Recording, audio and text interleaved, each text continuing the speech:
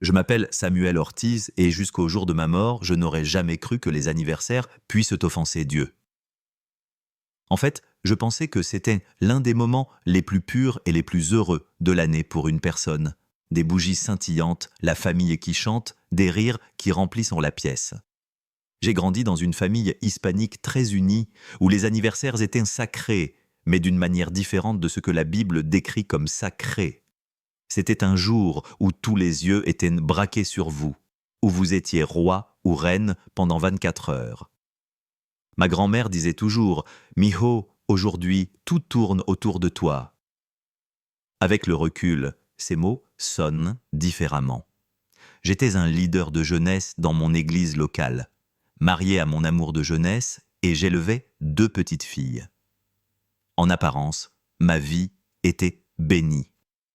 Un emploi stable dans la logistique, une petite maison en pleine expansion au Texas, et un calendrier toujours marqué par des réunions de famille. Mais ce que je ne savais pas, c'est que ma vie spirituelle avait été lentement infiltrée par des choses que je n'avais jamais remises en question, des choses que j'avais simplement héritées de la culture et de la tradition. L'année de ma mort, mon 38e anniversaire, était censé être spécial. Ma femme avait planifié une fête surprise pendant des semaines, ou du moins je pensais que c'était juste une surprise amusante. En réalité, la préparation de cette nuit-là allait déclencher la rencontre la plus terrifiante et la plus glorieuse de ma vie. Le matin de mon anniversaire, je me suis réveillé mal à l'aise. Ma poitrine était oppressée, comme si quelqu'un était assis sur moi. J'ai ignoré cela, pensant que c'était peut-être le stress du travail ou l'excitation pour la soirée. À midi, j'avais le vertige. Au moment où les invités ont commencé à arriver, ma vision s'était réduite à un tunnel. Je me souviens du son des chants « Joyeux anniversaire » et puis un étrange silence creux. Je me suis effondré avant de pouvoir souffler les bougies. La dernière chose dont je me souvienne, c'est que mon corps était pris en charge par des ambulanciers. Mais je n'étais plus dans mon corps. J'étais ailleurs, un endroit où les couleurs étaient vivantes. L'air avait un poids, et chaque chose cachée du cœur était exposée. C'est là que j'ai rencontré Jésus face à face. Et il m'a parlé de 4 rituels d'anniversaire que nous pratiquons sur terre et qui, selon lui, affligeaient le cœur du Père. Au moment où ma tête a touché le sol, je n'étais plus dans mon salon. J'avais l'impression d'avoir été tiré en arrière hors de mon corps, comme si des mains invisibles m'avaient saisi par les épaules et m'avaient projeté dans une autre dimension. Je m'attendais aux ténèbres, mais au lieu de cela, je me suis retrouvé debout à ce qui ressemblait au bord de l'éternité, une vaste étendue où il n'y avait pas de soleil. Pourtant, tout était éclairé par une lumière radiante et pure. Ce n'était pas seulement autour de moi, c'était en moi. Je pouvais la sentir exposer des pensées que je ne savais même pas avoir. J'ai baissé les yeux et j'ai réalisé que je ne portais plus mes vêtements d'anniversaire. Mon corps était différent. Pas de chair, mais quelque chose de plus réel, de plus vivant. J'entendais ma femme pleurer au loin, mais sa voix semblait venir d'un autre monde.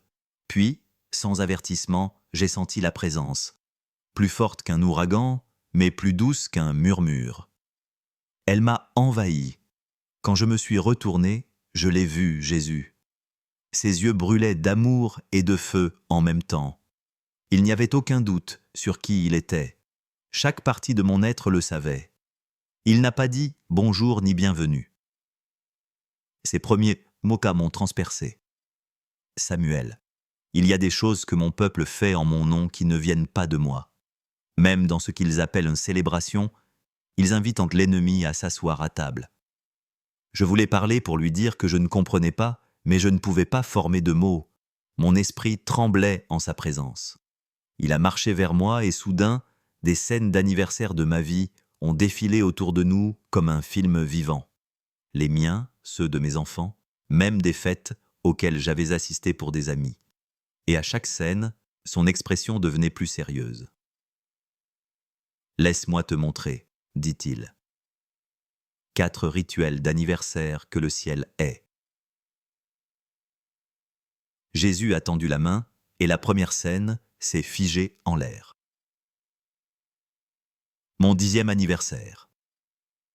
Je me voyais enfant, souriant avec du gâteau sur le visage tandis que ma famille et mes amis applaudissaient.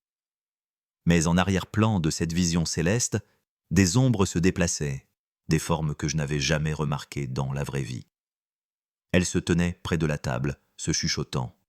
« Ceux-ci, dit Jésus, désignant les ombres, ne sont pas des invités humains, ce sont des esprits qui se nourrissent de l'orgueil, de la vanité et de l'auto-adoration. Vous les avez invités sans le savoir. J'ai fixé la scène, confus. Seigneur, ce n'était qu'un anniversaire. Qu'avons-nous fait de mal ?» Il parla avec tristesse dans la voix. Rituel 1. L'exaltation de soi. Il expliqua que dans de nombreuses cultures, les anniversaires sont passés de la gratitude envers Dieu à la glorification de l'individu. La personne est traitée comme le centre de l'univers pour ce jour-là, recevant des mots et des gestes qui subtilement retirent Dieu de sa place légitime. En ce jour, Jésus dit « L'ennemi aime remplacer l'adoration du Créateur par la célébration de la création. Ma parole dit « Je suis l'Éternel, c'est mon nom, et je ne donnerai pas ma gloire à un autre. » Ésaïe 42, verset 8. Pourtant, année après année, les gens la cèdent. Dans la vision, je me suis vu debout sur un petit piédestal. Mais chaque acclamation et chaque chant de « C'est ton jour spécial » ajoutait une brique au piédestal. Bientôt, il devint une tour, et plus elle grandissait, plus j'étais loin de la lumière de Dieu. Lucifer est tombé parce qu'il voulait la gloire. Jésus continua. Quand les gens s'exaltent, même dans un amusement innocent, l'ennemi reconnaît sa propre nature en eux. Cela devient une porte ouverte. J'ai vu les ombres de ma fête d'enfance se rapprocher chaque fois que l'attention devenait plus intense. Quand la foule applaudissait pour moi, les esprits souriaient. Quand je me prélassais sous les feux de l'attention, ils festoyaient. Les anniversaires devraient être des moments pour honorer celui qui a donné la vie, dit Jésus fermement. Au lieu de cela, beaucoup deviennent des répétitions d'orgueil. Même mon peuple a adopté le langage du monde. Tu le mérites, tu l'as gagné. Aujourd'hui, tout tourne autour de toi. Ce sont des graines de rébellion. La scène a changé pour mon 30e anniversaire, un dîner coûteux entre amis. Jésus m'a montré quelque chose que j'avais manqué à l'époque. Pendant que nous prions sur la nourriture, ma prière était courte et obligatoire. Mais quand vint le moment de porter un toast à mon intention, l'énergie dans la pièce explosa. Des acclamations, des rires, des applaudissements, et encore une fois, les ombres apparurent. « Je ne hais pas la joie, dit Jésus, lisant mes pensées. J'ai créé la célébration, mais quand l'attention passe de moi à soi, cela devient de l'idolâtrie déguisée en amusement. C'est pourquoi le ciel s'afflige lorsque les gens construisent ces autels à eux-mêmes une fois par an. » Puis il me montra ce que cela aurait pu être le même 10e anniversaire. Mais au lieu de me tenir sur un piédestal, j'étais entouré de ma famille, priant pour moi, remerciant Dieu pour ma vie et lui demandant de m'utiliser pour sa gloire. Dans cette scène, il n'y avait pas d'ombre, seulement des anges chantant. Jésus me regarda dans les yeux. Samuel, apprends-leur à célébrer la vie sans remplacer le donneur de vie. Quand ils m'honorent en premier, l'ennemi ne trouve pas de place à table. La première vision s'est estompée, mais mon esprit était secoué. J'ai réalisé que ce que j'avais toujours considéré comme une tradition inoffensive était en réalité une scène que l'ennemi utilisait pour répéter sa propre fierté à travers nous. « Es-tu prêt pour le second rituel ?» demanda Jésus. Je ne pouvais que hocher la tête, le cœur battant.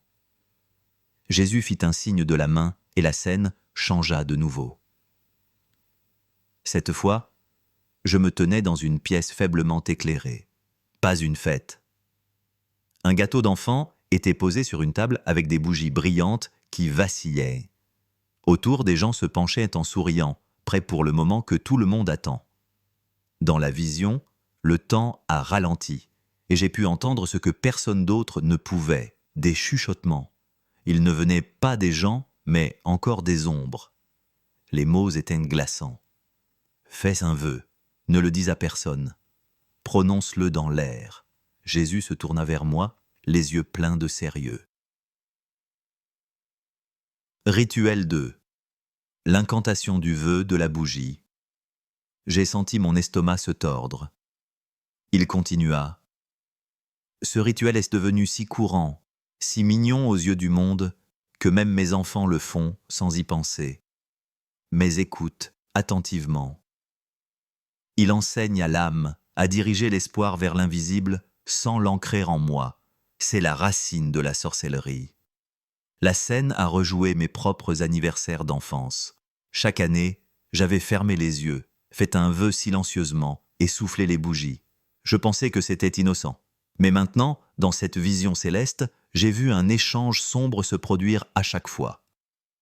Quand tu enseignes à un enfant, dit Jésus, à fermer les yeux, à concentrer son désir et à l'envoyer dans l'air sans mon nom, sans ma volonté, tu leur enseignes un modèle de pratique spirituelle qui reflète la sorcellerie. Les mots, les intentions et le secret combiné forment les éléments de base de nombreux rituels occultes. L'ennemi cache cela sous le sucre et le glaçage, de sorte que cela semble inoffensif. Je me suis souvenu comment ma mère m'avait dit « Ne dis ton vœu à personne ou il ne se réalisera pas ». Je n'avais jamais remis en question l'origine de cette idée. Maintenant, je pouvais voir que c'était une invitation au secret et à l'autonomie. Deux choses qui éloignent les cœurs de Dieu. Dans la vision, Jésus m'a montré l'atmosphère spirituelle pendant le moment du vœu. Quand une personne soufflait les bougies, cela créait un changement bref mais tangible, comme une fusée éclairante dans le royaume invisible. Les anges restaient immobiles parce qu'aucune prière n'était dirigée vers le Père. Mais d'autres esprits, observant de loin, prenaient note. C'est pourquoi j'ai dit « Tout ce que vous demanderez en mon nom, le Père vous le donnera » Jean 16, 23. Jésus a dit que le monde dit « Ne prie pas, fais juste un vœu. Mon peuple ne doit pas imiter les nations. Si un enfant apprend à confier les désirs de son cœur au vent, il aura du mal à me les confier plus tard. » Il me montra ensuite un contraste, un anniversaire où les bougies étaient allumées. Mais au lieu de faire un vœu silencieusement, l'enfant dit à haute voix « Seigneur, merci pour cette année, je te demande de m'aider à grandir pour te plaire. » À ce moment-là, les flammes semblèrent briller plus fort et les anges se réjouirent. Les stratagèmes de l'ennemi sont subtils, avertit Jésus. Il ne peut empêcher mon peuple de célébrer la vie. Alors, il cache des contrefaçons spirituelles à l'intérieur des traditions. Ce rituel peut sembler insignifiant, mais il entraîne les cœurs à croire que leurs désirs sont accordés en dehors de ma volonté. Avec le temps, cette graine se transforme en absence de prière, en impatience et même en recherche d'autres forces spirituelles. Je suis resté là, stupéfait. Quelque chose que j'avais poussé mes propres filles à faire était à ses yeux une pratique que le ciel détestait. La culpabilité était écrasante, mais sa voix était pleine de miséricorde. « Samuel, je ne te montre pas cela pour te condamner. Je te le montre pour que tu puisses te tourner et fortifier tes frères. Enseigne-leur que chaque tradition doit passer par le feu de ma parole. Si elle ne peut pas tenir dans ma lumière, elle doit être abandonnée. » Les bougies se sont éteintes dans la vision et la pièce est devenue silencieuse. Jésus me regarda, son regard ferme. « Il y a encore 2 autres rituels, dit-il. Le prochain est encore plus sombre. » La vision changea de nouveau. Cette fois, je me tenais au milieu d'une immense salle de banquet. Des ballons flottaient au-dessus. Des serpentins pendaient sur les tables et l'odeur de nourriture remplissait l'air. Je l'ai reconnu, c'était ma fête d'anniversaire de mes 25 ans. Des amis, des collègues et de la famille remplissaient la pièce et des cadeaux étaient empilés sur une table dans le coin. Mais Jésus ne regardait pas les rires ou les décorations. Ses yeux étaient fixés sur quelque chose d'invisible pour les invités humains, un échange lent et subtil se produisant dans le royaume spirituel. Rituel 3. L'alliance par les dons, dit-il solennellement. J'ai froncé les sourcils, ne comprenant pas. Jésus expliqua, « Donner est sacré quand cela est fait en mon nom, mais l'ennemi contrefait toute chose sacrée. » Beaucoup de cadeaux échangés lors des anniversaires portent des alliances tacites, des liens qui unissent que les cœurs, des obligations qui attachent les âmes à des personnes ou à des esprits. Ce n'est pas l'objet physique seul, mais la transaction spirituelle qui se trouve derrière. La scène fit un zoom sur un cadeau particulier que j'avais reçu d'un collègue des années plus tôt. Une montre élégante et coûteuse. Dans la vision, j'ai vu quelque chose que je n'avais jamais remarqué auparavant. En ouvrant la boîte, un léger cordon, comme un fil spirituel, s'étendait de moi au donateur. Il pulsait faiblement, presque comme un lien. Quand l'attitude du cœur en donnant est impure, dit Jésus, le cadeau peut devenir un piège. L'orgueil, la manipulation ou même l'allégeance spirituelle peuvent s'y cacher. Dans les temps anciens, les offrandes aux idoles impliquaient souvent un festin et un cadeau. Aujourd'hui, l'idole est souvent le moi, et le cadeau devient une offrande à celle-ci. Je me suis souvenu de certains cadeaux dans ma vie qui m'avaient fait me sentir redevable envers des gens, même des années plus tard. Certains avaient créé une pression invisible pour rendre l'appareil, changer mes décisions ou montrer une loyauté que je n'aurais pas autrement donnée. Jésus continua. Satan utilise le moment d'ouverture émotionnelle, la célébration, la joie, la baisse de vigilance pour planter des liens qui peuvent influencer mon peuple pendant des années. C'est pourquoi ma parole avertit. Le méchant accepte un pot de vin en secret pour pervertir les voies de la justice. Proverbe 17, 23. Bien qu'un cadeau d'anniversaire ne soit pas toujours un pot de vin, le principe spirituel est le même lorsque le motif est corrompu. La vision changea pour montrer un autre type de cadeau. Un cadeau donné en amour pur, sans attente. Cette fois, lorsque le cadeau fut reçu, aucun lien ne se forma. Au lieu de cela, la lumière voyagea entre le donneur et le receveur et les anges l'enregistrèrent. « Ce n'est pas le don que je hais, dit Jésus doucement. C'est l'attachement des âmes par des motifs cachés. Mon peuple doit discerner l'esprit dans lequel un don est donné et reçu. Priez sur chaque cadeau. Dédiez-le-moi avant de l'utiliser. Ce faisant, vous brisez toute malédiction ou lien caché à l'intérieur. J'ai dégluti difficilement. J'ai pensé à toutes les fois où j'avais échangé des cadeaux sans y réfléchir, sans jamais prier, sans jamais considérer qu'il pouvait y avoir un côté spirituel à cela. Le ton de Jésus devint plus lourd. Certains cadeaux sont des objets maudits, des objets dédiés à de faux dieux avant d'être vendus ou donnés. Ils sont plantés comme des chevaux de Troie spirituels dans les maisons de mon peuple. Les anniversaires offrent une occasion parfaite pour une telle infiltration, car peu remettront en question l'intention derrière un présent. La scène défila avec des exemples. Une statue décorative sur laquelle on avait prié dans un temple païen avant qu'elle ne soit emballée dans du papier brillant. Un bijou dédié à un esprit.